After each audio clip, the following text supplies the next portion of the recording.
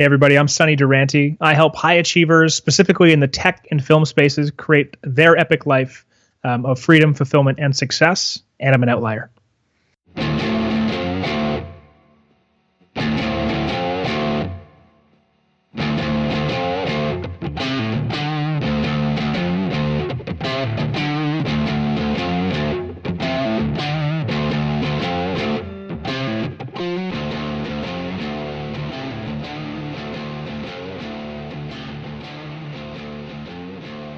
Hey everybody, welcome to Outlier on Air, the podcast where we interview founders, disruptors, and mavens. As always, I'm your host, Ever Gonzalez.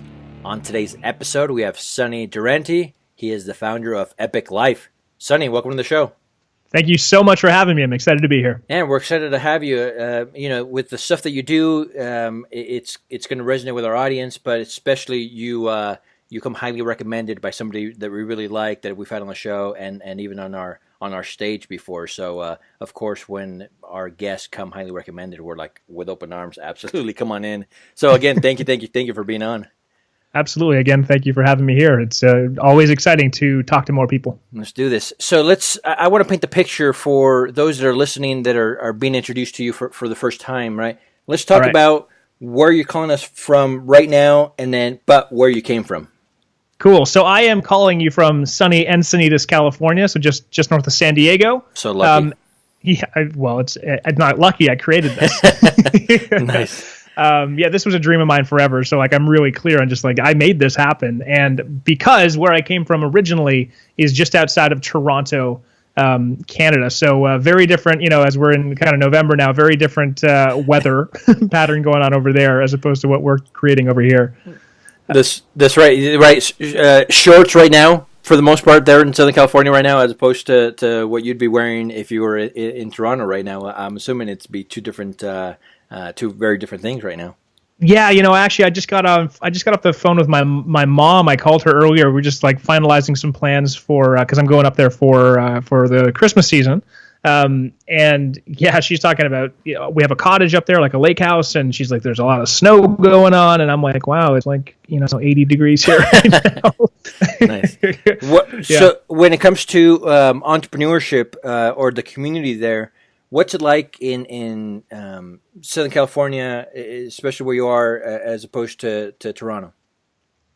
What are the good, the pros and cons of maybe both? Yeah, so for me, it's mostly pros being down here. So, I was somebody who, as far as the entrepreneurial community, there's an amazing entrepreneurial community in Toronto, which, of course, I found them after I'd moved to California. Nice. So there's a community up there called Archangel, which is really phenomenal. They do events and masterminds. They're really fantastic. And a lot of my dear friends are in that group. However, when I was living in Toronto, I found it really challenging to find the entrepreneurial crew. I found it was a little bit segmented. It was, a bit cliquish, and I didn't have a great time finding them. Though now they're really putting in a lot of infrastructure to make Toronto kind of I think it was just on the cover of a magazine, Toronto might be the new Silicon Valley, or that's what they're going for with all the development. However, San Diego, the difference that I see here, and this is what's really exciting to me, and probably why it was such a beacon to pull me here, was there's this really cool integration of, some people would call them digital nomads or whatever, but there's these really young, successful, travel heavy entrepreneurs who are young and doing really amazing things, but also really, really value quality of life. I think that's one of the things you see here more than anywhere else. Nobody at least in Encinitas where I'm at, nobody is from here. Or at least I find very few people who actually are from this area. For everybody here, it's a choice. They left their, whatever their hometown is to pursue a dream of coming out here and and really, if they're moving out here, they're thinking about lifestyle. They're thinking about being, more than just the hand that you're given, as in the place that you're born is the place that you should spend the entirety of your life. And that creates a really cool dynamic here. And so I'm really fortunate to say that a lot of my really good friends run large and successful businesses, largely built around the things that they want to do in their life, not just the things that they were told they had to do. And for me, that's really, really freeing, because so much of the work that I do is with people who are following the rules and what they're told they're supposed to do, and then they don't find fulfillment in that. So it's really nourishing for me to come always, to travel out, but always come back to this community that really shows me that more is possible. It's funny, and so the story that got you there has a lot to do with Epic Life, right? What you're working on now, and I think it's a perfect segue. So let's talk about Epic Life, and then that whole story that got you out to beautiful sunny California. Yeah, cool. So let's go into it. So, let me paint the picture first. So I'm in Canada, and I am, I graduated from one of the best universities there. I'm just kind of a lifelong high achiever. Right out of school, I end up working in the Toronto film and television world. It's the second to, and very few people know this, but second to LA, it's like the biggest filming location in all the world. So they call it Hollywood North when you're in the business up there. So got into that space, did really well inside of that very quickly. I was, young and hungry and bright and really going after it. Then after I kind of learned everything that I thought that I needed from that, and I was working on big productions like, RoboCop and like, $100 million productions. I left that, and then I went traveling for a while, and then I got into the marketing space. So I was a director of digital strategy for an advertising agency or marketing and advertising agency that was in Canada and the US.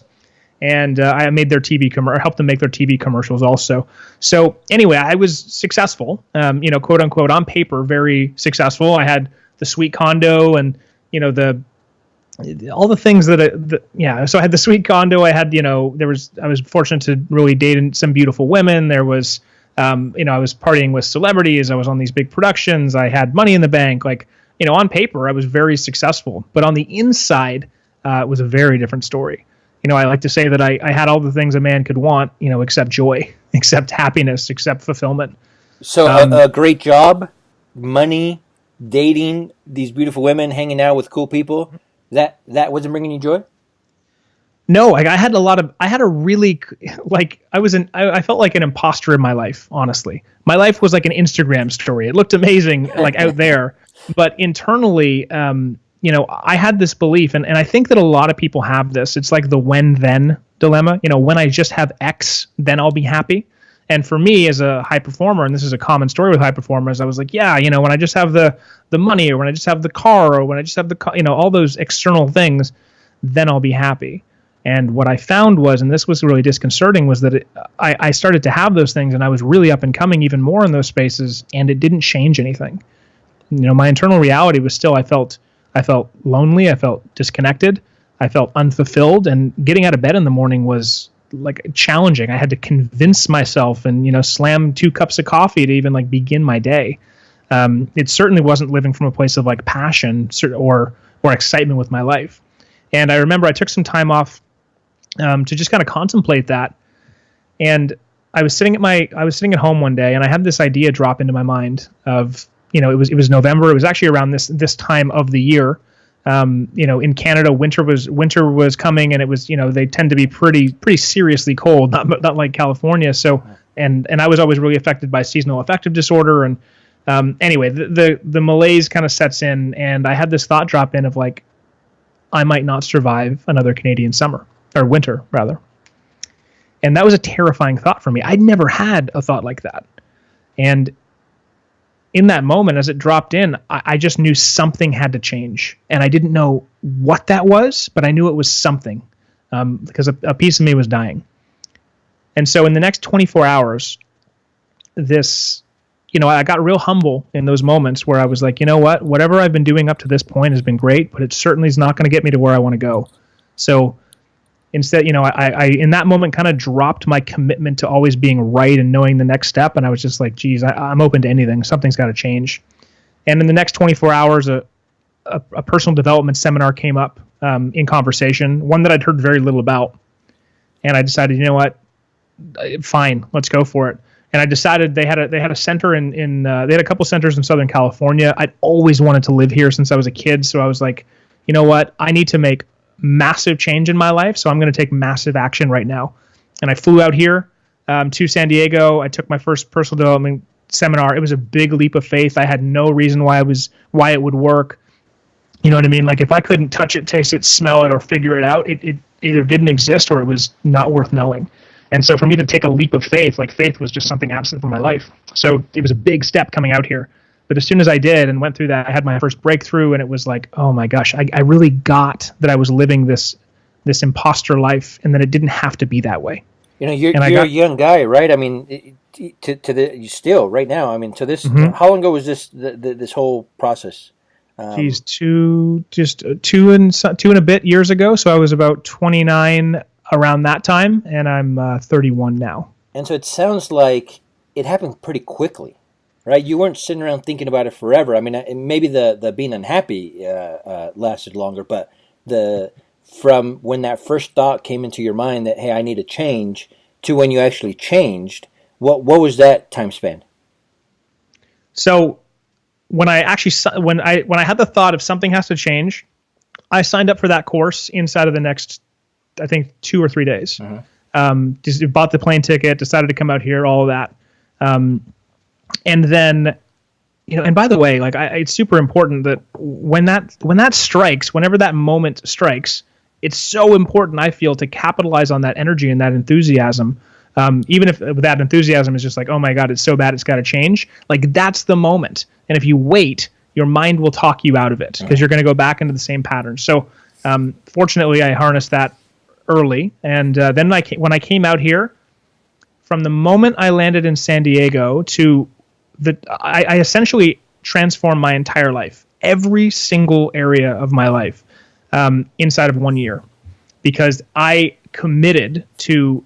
I knew what going back looked like. I knew what going into familiar, going into going into fear looked like. I know what staying in my comfort zone looked like, and that's what got me to the point of like, hey, something's got to change. So I was super committed to not going back there. I knew that I was destined for more. I knew I had greatness inside me, just like everybody else does.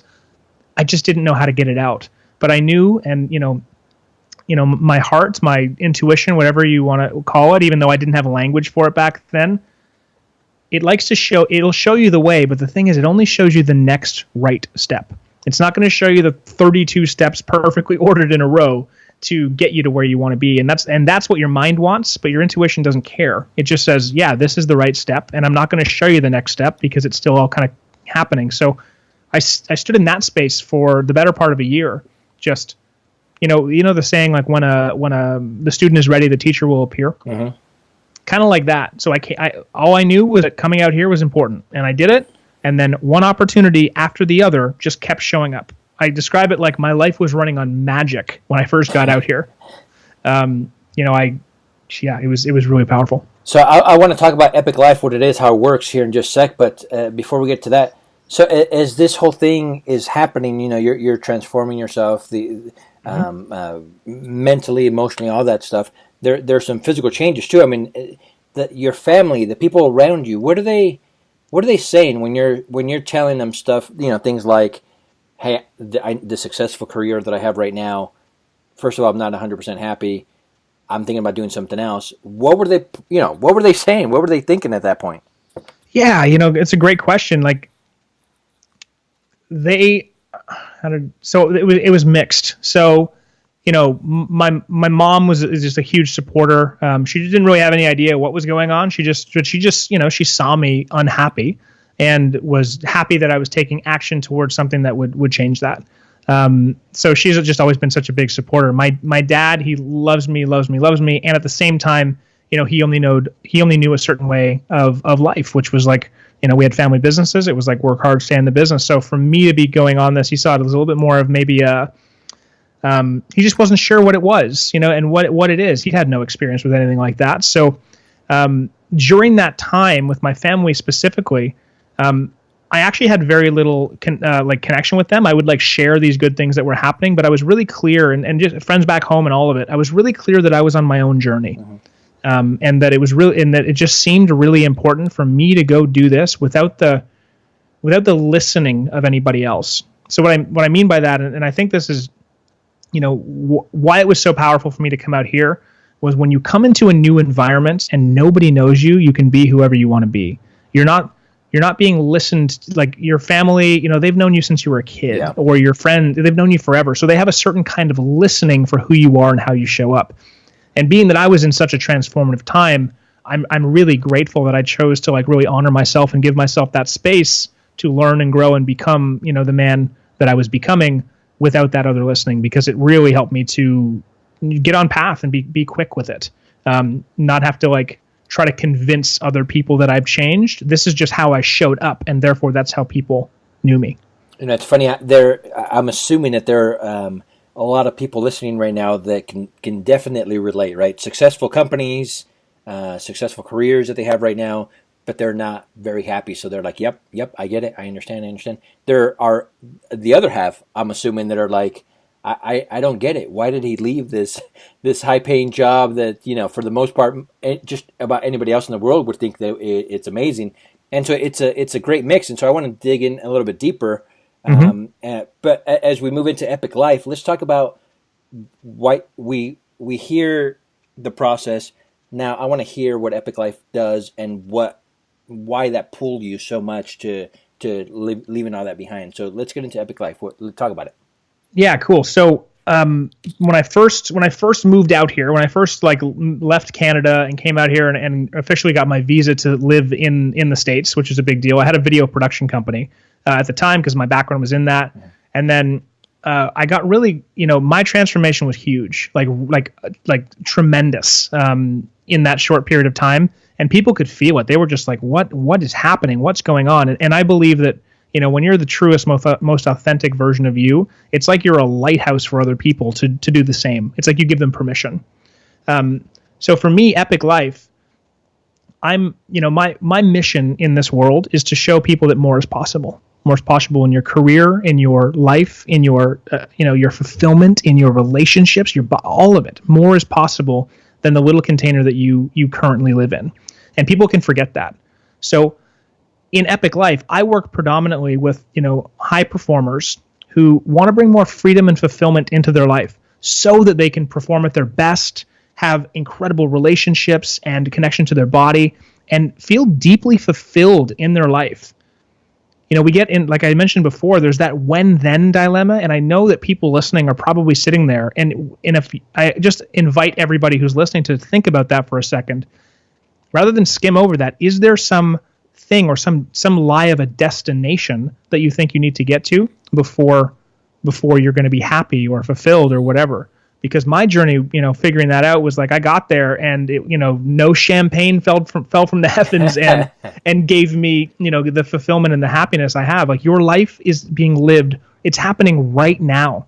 The quality of your life is right now, not when you get somewhere. So I really help people infuse purpose and the sense of freedom and fulfillment into their life, because I know and I believe strongly that you can have it all. It's not business success at the cost of your relationship. It's not the relationship at the cost of your health. You can be a 10 out of 10 in every area. So Epic Life for me, the name of the company, it really embodies what I believe it to be. So Epic came from an exercise that I created, which I thought to be like when I show up in my absolute best, how am I showing up? What is my true essence? And what came out of my mouth was empowered, passionate, inspired, and connected. And so when I was creating my company name, I was like, you know what? These are really tenets that I live by. I wonder if that, if I take the first letter of each of these, does it become everything? And sure enough, I was astounded, but it became Epic: empowered, passionate, inspired, and connected. So those are kind of the four ingredients I believe. If you have those, you are unstoppable. There is no challenge that you can't overcome. There is no obstacle that you can't best. There is no, you're enjoying the process, because the life is this journey. It's this process. You're enjoying it along the way, and you feel supported and empowered. Like, if you have that, what can't you do? So when you introduce yourself, how do you introduce yourself? Yeah, cool. So thanks for asking. It depends on who I'm talking to. And the level of listening they have. So, for instance, somebody who is like familiar with the conversation of coaches or mentors, I just go right into I help these CEOs, I help people in film, I help people in high tech, founders, CEO, entrepreneurs, etc., create more freedom and fulfillment in their life so that they can go out, enjoy their lives, wake up excited, and leave their legacy and impact on the world. Because if you're not experiencing fulfillment in your life, you're not performing at your best. Odds are your relationship is suffering from that. Your health is suffering from that. Your vitality is suffering, and it's affecting every area of your life.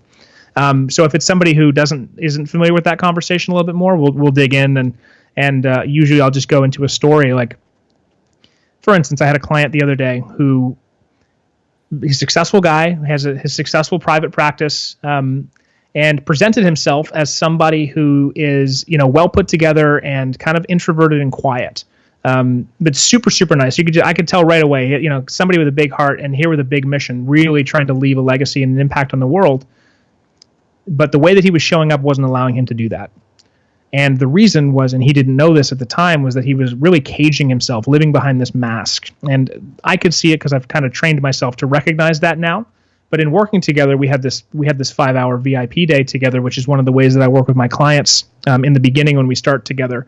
Inside of 2 hours, he was laughing, crying, giggling, and by the end of it, we walked out to have lunch, and he goes, "Oh my God, it feels like the world is in Technicolor for the first time." His truest expression was actually somebody who wanted to go on adventures and scuba dive the Great Barrier Reef and do all these. He had these big dreams that he'd talked himself out of because at some point along the line he decided to put on a mask. At some point that got him something, appreciation or respect or whatever he put, or maybe just wasn't safe to be fully him. And I think we all do this. We put on this mask and we begin to talk ourselves out of the things that we really want in this life. And so a great deal of what I do is like really getting back to and connecting, like, hey, what is that thing? What is that big vision that you have for your life? Not the one that comes out of your ego, because your ego is going to do its best to keep you safe, which means doing the familiar things where it knows the outcome. I'm not asking about that. Like I have these processes and exercise where I want to know what lights you up, what lights your soul up, what's going to get you so excited to jump out of bed in the morning and take on the day and perform at your best. And when you start to get into that space, you become magnetic. People, relationships, opportunities, they come to you because they can feel that energy and that vitality that you have. And you also wake up you have just a better experience of this beautiful life that we're living. So that's the abbreviated version. And so let's get into it. How do you get them there? I mean, are they one-on-one calls? Is it a book, workbooks, workshops? If somebody is interested and wants to sign up, and what's the next step, and what do you actually show them or do with them?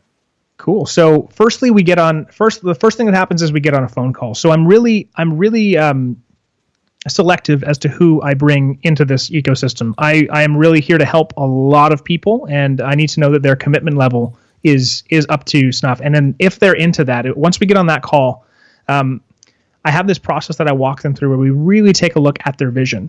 And then once I'm clear that they're going to be a good client, when we start working together, usually it's my favorite way of doing it is in a one-on-one capacity, though I do have events that I run which are a lot of fun, and I have an online course that I launch a few times during the year. However, my favorite way of working, because I just have this proven system, is to do one-on-one. So I have the Epic Life Blueprint, which is my proven 6-step process that I've created. And I walk them through, essentially the first part is really getting clear on what is that vision? Why are you here on this planet? What are you here to do? And what can we do to tie your life into that? So what enlivens your soul? And again, the biggest part of this is getting them past their head, because their head is going to say, well, I want this thing and this thing and this thing. And it's usually an external thing. It's usually like, I want the Lamborghini, or I want the penthouse, or I want all that. And that may actually be true, but quite often you're so like in a pattern of your mind running the show that you're not really listening to your heart, and you're not listening to your intuition and what actually lights you up. And the difference is you'll have a physical reaction when you think about that thing. That's one of the ways. So we get really clear. There's a process I walk them through. We get clear on that vision, what their ideal day would look like, we get that figured out. And then we start going through systematically. I go through the remaining 5 steps of that process, really looking at, all right, what in your life is taking energy? What are the people, places, things, environments, patterns that are running, that are taking your energy? So we get clear on what those are. We clear those out. We take a look at who are the people around you that are they supportive of what you're stepping into? Or are they limiting how you're showing up in the world? Like we talked about with family, when you're making big changes, are they supporting where you're going and they get what you're up to? Or are they trying to limit that from the best possible place? But they're limiting. And then we walk through your life. We install habits and patterns and routines daily habits rather, to really empower you. I talk about it like So if you want to build something amazing, as and your empire, whatever that is for you, you have to build it on a foundation of concrete, right? And most people skip this step and they go right into the doing of the thing. And then once the weight comes down, it's like they're built on sand and things can fall apart. So I can kind of see the future there as far as where it could go wrong, and we make sure that you have a really solid foundation, habits, people around you, the vision. And then once all that's in place, once we got you going there and making movement towards your dreams, then there's a fair bit of work that we do on releasing patterns that are limiting to you. So a lot of people have these patterns that we picked up since we were kids. We don't realize we picked them up when we're kids, but they're running our life. Now these are stories that can really limit the way that we show up in the world and the effect and results that we can have. So some common patterns might be, I can't earn more than my father, or work has to be hard, or long hours, or it might have been that dynamic of like, I can't have a great relationship and a successful business. And so I know. So you're only working with men. Why not women? So I work predominantly with men because right now that's what I work with women also, but right now that's where I feel most called to serve. I'm really kind of tuned in, and men in kind of North American especially, but European everywhere society we have this kind of very limited box in which we're supposed to operate. Men don't cry, the stoic, all these like masks that we wear, and so much of like what's going to make you successful in this world and like keep you enjoying your life comes from intuition, comes from the emotion of joy, comes from all that. So I just kind of have this toolbox that's I have it really dialed in where I can help men break through that really rapidly. Women also, but I think men they're kind of craving it more. Sure. Right now. And you're coming into a crowded, competitive space, right? So now we know what you can do for your clients, for the men that sign up to work with you. Now let's talk a little bit about the actual business of all of this, right? You're doing this again. There are a lot of people doing similar things in the coaching field like this. So how do you stand apart? How do you find these high achievers, these CEOs that want to come and work with you? And I'm assuming you're younger than some of these guys, right? Why would somebody like that say, yes, right here, Seti, you come and I want you to work with me? It's a great question. So as far as how, it's authenticity. Like I'm living this. I didn't read this out of a book, and I'm, espousing something that I read out of a book somewhere or a seminar that I took. Like I made this transition for myself. I had that success and I knew what that world was like. I get their pain. I know that. I also know what it's like on the other end. I know what it's like to like slip into, essentially despair, which I did. Is like, is this really it? Is this all there is? Is it getting another car or, putting another zero on my bank account? Like, is that all there is? So I really get their pain. And as far as them being older than me, yeah, that happens. But it's also like when they see that I understand their pain deeply and that I was able to transcend that, it becomes automatic. You really don't care. What people buy is a result. Like if you buy the result, often people don't really care about the way in which it happens. They're trying for the result. So if they're experiencing not being fulfilled in their world, whether they're successful or not, and are at that place of humility where something has to change, and they see that I'm like speaking to that and like so clearly have lived it, there's never really a problem for them as far as age. What's the hardest part of all of this for you as an individual, as a business owner, throughout this whole process? Ever since you left your first career, now doing this, you must struggle with some of you. There must be some things that, we all have things that we hate doing or going through. What are those things for you? Oh yeah, let me just start by saying I am not immune to any of this. I am just like it's not like I wake up and there's not a day that goes by that isn't just full of like joy and love and excitement. Actually, that's not exactly true. I have problems also, or challenges that arise. It's just the way in which I look at those challenges and face those challenges and see them that affects how my body reacts to that, how much I feel fulfilled, and can I really still connect to the fact that my life is incredible even when it's challenging. But some of those like more specific things, it can be challenging to communicate this message in a short way to men, because most people, and I'm sure some of the people on the line here, they don't always self-identify with this message, especially men. So there's like the thing that, imagine this, there's the thing that you want. And what we often, and maybe that's, and I'll talk about that in a second. There's a thing that you really want, and then usually along the line we put something in the way of that, and that's the thing that we think we need to have or do to have that thing. So if I want, if the thing that I want to have is, a sense of fulfillment, what I might put in the way of that is the made up story that I have to have a 6-figure or 7-figure business. So from where I am, there's like the thing that I want is the joy and the fulfillment, but I have to do this thing first before I can have it. We place these limitations on ourselves all the time. Does that make sense? Absolutely. Yeah. So what people actually want, I'm speaking to the fulfillment, the enjoyment of their life, these great relationships, these whatever that is for you.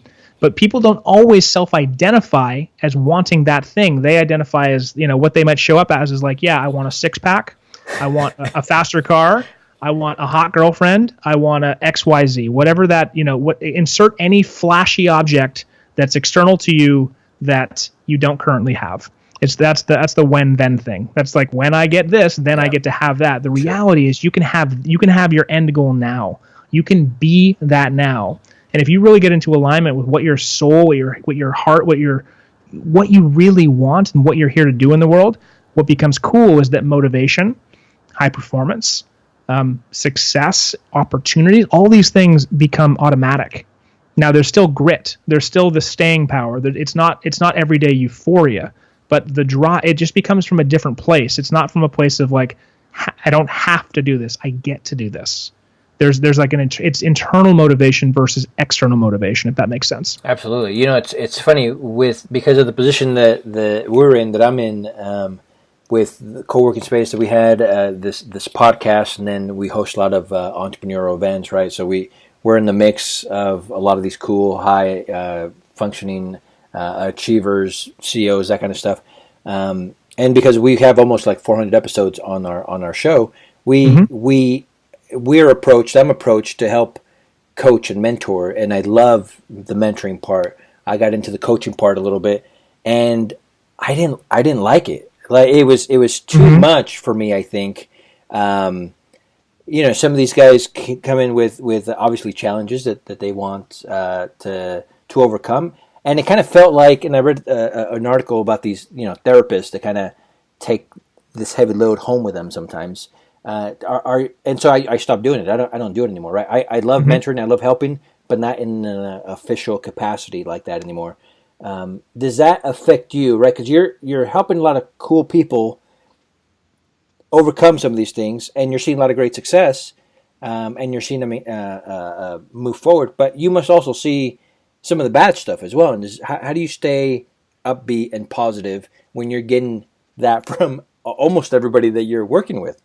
Mm-hmm. Well, to start by, it's not everybody. So it's often at the beginning. Okay. They're often, in my experience anyways, they're often like in that, quote unquote victim mentality of like, life is happening to me, or like, I got dealt a bad hand. That can happen early on. And then once we break through that in the initial, a great deal of my work, and we talk about this right from the get-go, is like, growth is about expanding the level of responsibility in the container of responsibility that you can have, because everything in your life, you have created it. You are responsible for all of it.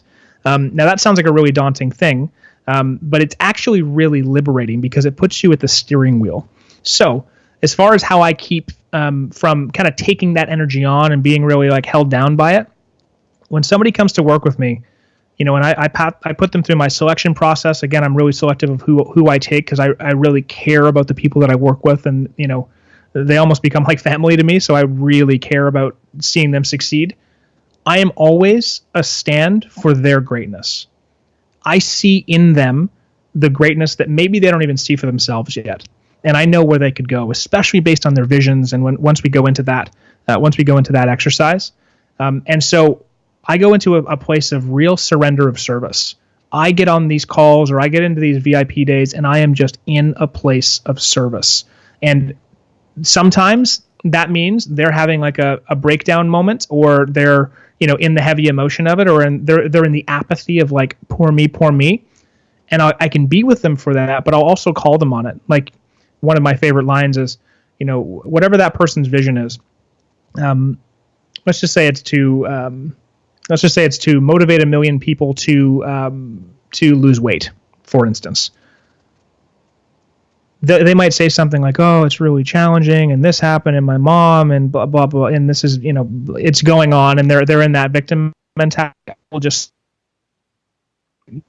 but firmly, is that something that somebody with a vision to transform 1 million people's health would say? And then they see that, and I'm just literally holding up their greatness to them. This is the greatness that's in you, and what you're experiencing is your little ego mind and fear. And fear is so normal, especially around growth. But like, here's the vision, here's the big you, and that's the greatness that I'm going to hold you to.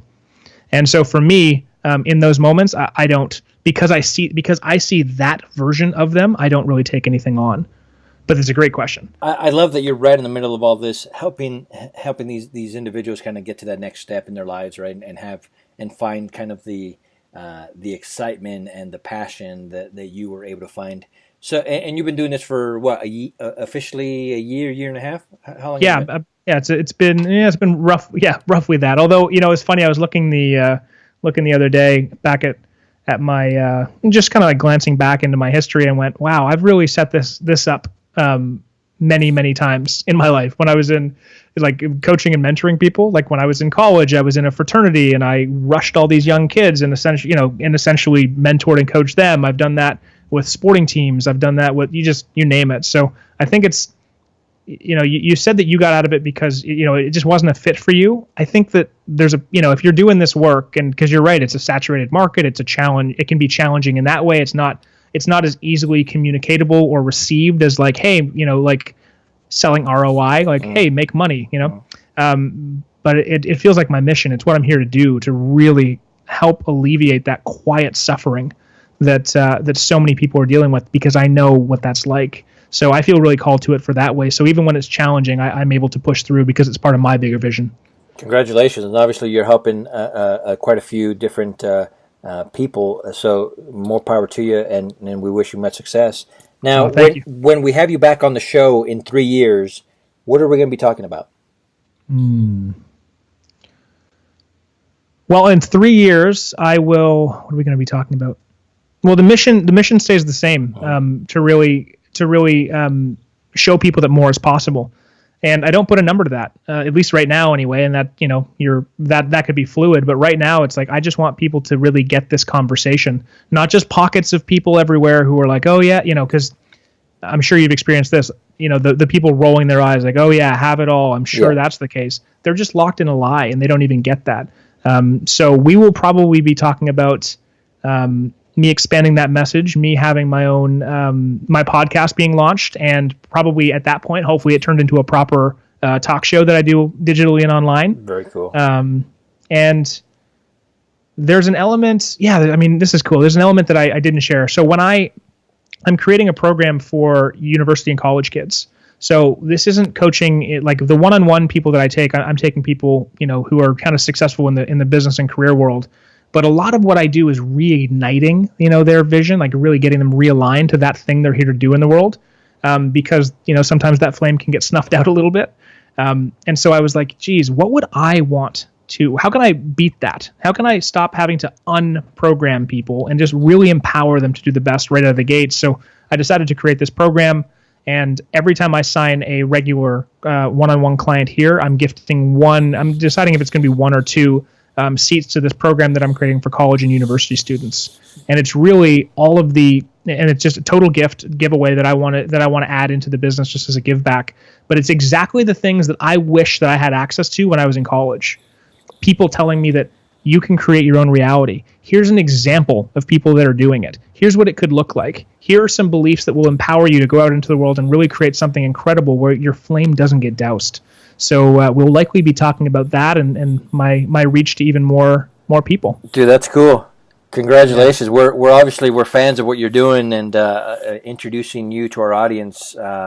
I'd like to think we did a pretty good job of that. They know you. They want to hear more. So where can we find you online?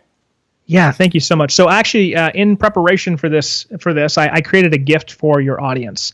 So the gift is this. It's my my ultimate guide to an epic life. It's a 5-step little process that I've created. It's a worksheet you can download, and it will help you to ask those questions and begin to go, what is my vision? What is it that I'm creating? It's kind of an abbreviated version, of my epic life blueprint, and it'll just help people make an immediate positive change in their life. So if that's of interest, you can reach that at Sunny Durante. That's SUNNYDURANTE.com. So sunnydurante.com/gift, GIFT. You can download that there. sunnydurante.com/gift. My website is at this moment it's under construction. Hopefully by the time this podcast goes up, it will be fully live. But that's a great place to talk to me also. If you're interested in my podcast, which I'll be launching, that'll be epiclifeexperience.com. I'll give you all the notes to this. And if you just want to connect with me, the best way to do it, I'll give my personal email. It's sunnydurante@gmail.com. I love it. Outliers, take advantage of this. Connect with Sunny. Obviously, he's the real deal. He's living it. He's doing it. He's helping others. Feel free to reach out to him. So go to outliermagazine.co. That's outliermagazine.co. First of all, subscribe to the podcast, rate, review it, share with your friends. But there you're going to be able to find Sunny's websites, links to his podcast, to social media accounts. Again, drop him a line. He's the real deal. Sunny, this has been amazing. We really appreciate you taking the time to talk to us, to share some of your life experiences, your knowledge, right, the things that you're up to. This was a lot of fun, so thank you for being on the show. Yeah, thank you so much for having me on, and thank you to the Outliers listening. I love it. Outliers, we'll talk to you tomorrow.